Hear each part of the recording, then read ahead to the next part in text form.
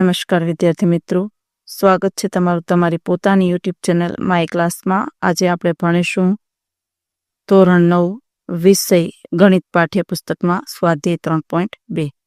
પ્રશ્ન નંબર 1 છે, નીચેના પ્રશ્નના જવાબ આપો. પેલું છે, યામ સમતલમાં કોઈ પણ બિંદુ દર્શાવવા ઉપયોગમાં લેવાતી સમક્ષિતિજ અને શિરોલંબ રેખાઓના નામ શું છે? તો લખો.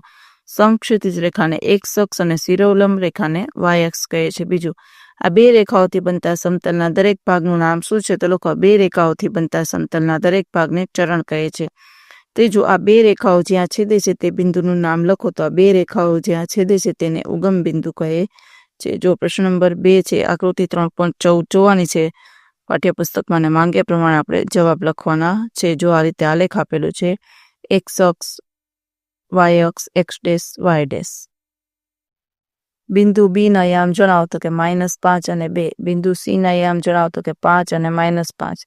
-3, 5, -5 દ્વારા દર્શાવો તો બિંદુ, તેમાં આવશે એચ. 2 અને -4 દ્વારા દર્શાવો તો બિંદુ, તેમાં આવશે જી. બિંદુ ડી નો એક્સ યામ જણાવો તો કે 6. બિંદુ એચ નો વાય યામ જણાવો તો કે -3.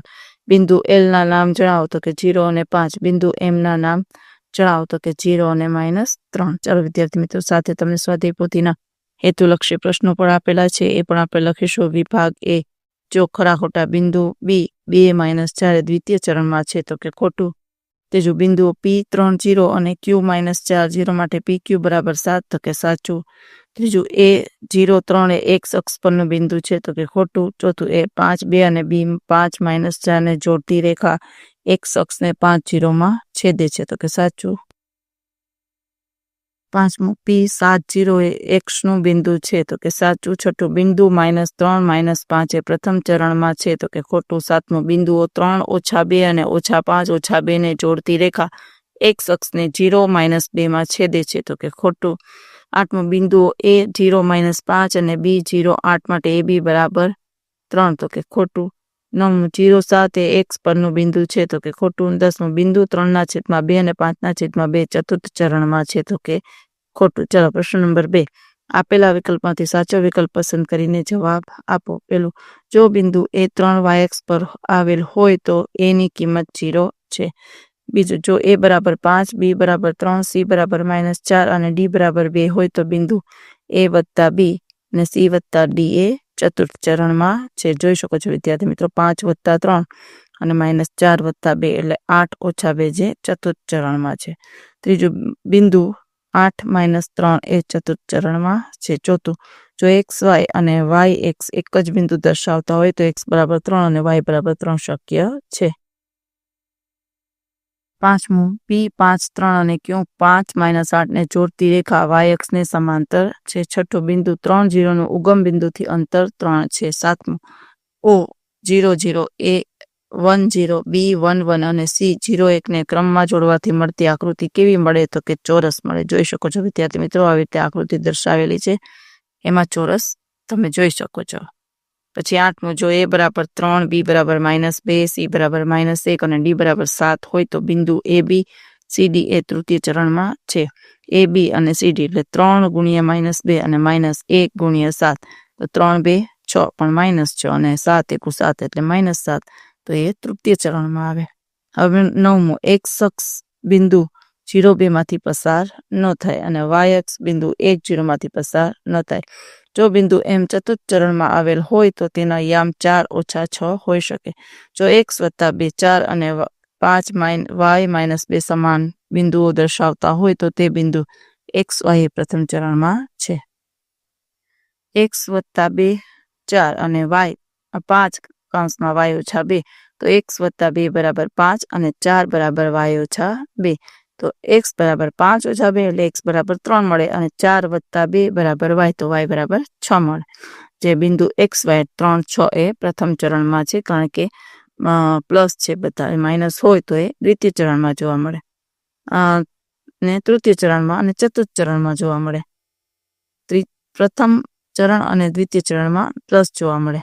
13મું, તૃતીય ચરણ અને ઋણ x અક્ષ અને ઋણ y અક્ષથી સીમિત છે. 14મું, પ્રથમ ચરણને ખૂણો XOY' નો અંદરનો ભાગ છે. 15મું, બિંદુ 5 0 એ x અક્ષ પર છે. ચલો પ્રશ્ન નંબર 3 ખાલી જગ્યા પૂરો. ઉગમ બિંદુના યામ 0 0 છે.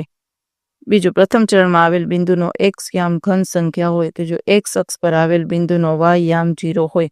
ચોથું, યામ સમતલમાં દોરેલી શિરોરમ રેખાને y અક્ષ કહે છે. પાંચમું, તૃતીય ચરણમાં આવેલ બિંદુનો યામ ઋણ સંખ્યા હોય. છઠ્ઠું, ખૂણો x' OYના અંદરના ભાગને દ્વિતીય ચરણ કહે છે. સાતમું, તૃતીય ચરણ અને ચતુર્થ ચરણ કિરણ OY' છેદે છે. આઠમું, યામ સમતલમાં દોરેલી આડી રેખાને x અક્ષ કહે છે અને x તથા y અક્ષના છેદ બિંદુને ઉગમ બિંદુ કહે છે. 10મું, જે બિંદુનો x યામ ઘન અને y યામ ઋણ હોય તે બિંદુ ચતુર્થ ચરણમાં છે. ચાલો હવે પ્રશ્ન નંબર 4 છે. એક સંખ્યા અથવા શબ્દ અથવા વાક્યમાં જવાબ લખો. પેલું, બિંદુ 11.50 કયા કિરણ પર હોય તો કે OX. બિંદુ -12 કયા ચરણમાં હોય તો કે દ્વિતીય. બિંદુ 2019-2020 કયા ચરણમાં હોય તો કે પ્રથમ. જે બિંદુના યામ વિરુદ્ધ સંજ્ઞા ધરાવતા હોય તે બિંદુ કયા ચરણમાં હોય તો કે દ્વિતીય અથવા ચતુર્થ.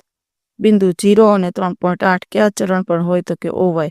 કિરણ OX' તથા કિરણ OY થી સીમિત પ્રદેશ એટલે કયું ચરણ તો કે દ્વિતીય. તૃતીય ચરણમાં આવેલ બિંદુના બંને યામ ઘન હોય તો ધન કે ઋણ હોય તો કે ઋણ. જો 2 x - 4 5 અને 10 x - 2 એક જ બિંદુ દર્શાવે તો x ની કિંમત શોધો તો આવશે 7. 7 5 અને -3 5 ને જોડતી રેખા કયા અક્ષને સમાંતર હોય તો કે x અક્ષને. -3 8 અને -3 5 ને જોડતી રેખા કયા અક્ષને લંબ હોય તો કે x અક્ષને. ચાલો વિદ્યાર્થી મિત્રો, પ્રશ્ન નંબર 5 છે. જોડકા જોડો વિભાગ A. અને વિભાગ સામે જવાબ આપણે લખવાના છે. બિંદુ A5 નું સ્થાન તો કે પ્રથમ ચરણમાં. બિંદુ 13 - 2 નું સ્થાન તો કે ચતુર્થ ચરણમાં. બિંદુ 0 8.5 નું સ્થાન તો કિરણ OY પર. બિંદુ -2.5 ને -5.2 નું સ્થાન તો કે તૃતીય ચરણમાં. 0 8 અને 0 -3 વચ્ચેનું અંતર તો કે 11 એકમ. બિંદુ -3 0 નું સ્થાન તો કે કિરણ OX' પર. -2.50 અને 6.50 વચ્ચેનું અંતર તો કે 9 એકમ. બિંદુ 0 -7.2 નું સ્થાન તો કે કિરણ OY' પર. ચાલો વિદ્યાર્થી મિત્રો, આજના વિડીયો લેક્ચર માટે જો તમને વિડીયો ગમ્યો તો લાઈક કરશો, તમારા મિત્રો સાથે શેર કરશો અને મારી ચેનલની સબસ્ક્રાઈબ પણ કરશો. આવજો.